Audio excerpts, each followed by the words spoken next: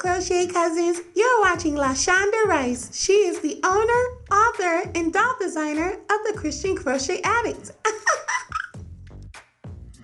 Today we're using Fettuccini yarn by Lion Brand. We're also going to use a darning needle, scissors, and a 5.5 millimeter crochet hook. Chain 25. Place 3 half double crochets in the second chain from the hook.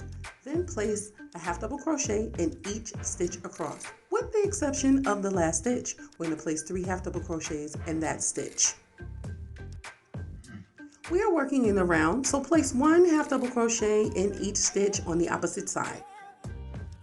Round 2, place 1 half double crochet in the front loop only. That's right, we're working in the front loop only for this entire bag. Do 8 rows, front loop only, and continue working in the round. Do not chain up.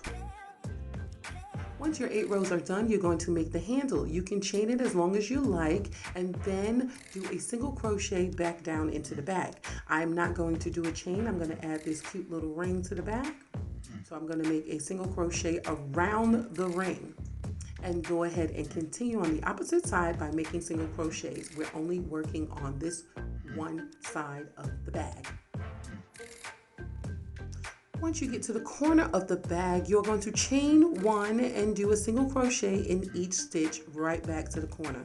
Do a total of 3 rows. Find the center because that is where we're going to place our button. So go ahead and on the 4th row, make single crochets. You're going to chain enough that it can go around your button and single crochet to the end of this row.